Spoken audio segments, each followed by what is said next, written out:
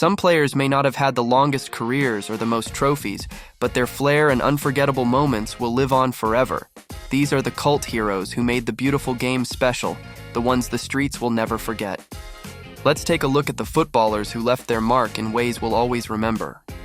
Kicking off the list, we have Andrey Arshavin. Ranked 8th in the 2008 Ballon d'Or, Arshavin joined Arsenal from Zenit St. Petersburg the next season. The Russian forward became a cult hero by scoring 4 goals in a 4-4 draw at Anfield in 2009, and 2 years later netted the winner in a famous Champions League victory against Barcelona. He returned to boyhood club Zenit after 4 years at Arsenal, before retiring in Kazakhstan with FC Kairat in 2018. He still shows his love for the game, and recently became a member of Zenit's executive board at 42 years old. Next up, we have Yannick Bolasie. The tricky winger became famous for his electric dribbling, flair, and creativity, notably during his time with Crystal Palace in the Prem. His unpredictability and flashy skills made him a fan favorite, and he even had his own skill move named after him. After stints at Everton, Aston Villa, and several loans, Bolasie later played in Turkey, before coming back to the UK in 2023 to play for Swansea City. He now plays for Brazilian side Criciúma at 35 years old. Next at number 6, we have Morten Gamst Pederson. With his flair, his ability to produce moments of brilliance, and his long-standing contribution to Blackburn Rovers, Pederson is a classic example of a player who the streets will not forget. After spending 9 years at Blackburn where he scored some unbelievable goals, Pederson moved to Turkey for a season before returning to Norway in 2014. The veteran is now a free agent at 42 years old after spending last season in Norway's second division, and has admitted that he's not ready to hang up the boots just yet.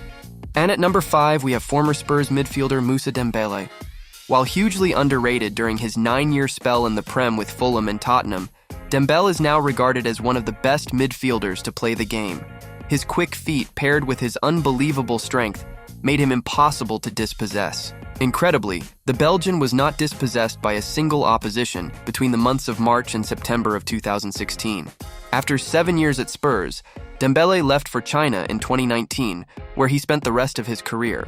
He was offered a new 1-year contract by Guangzhou City in 2022, but decided to retire that year at 34 years old to focus on his family life.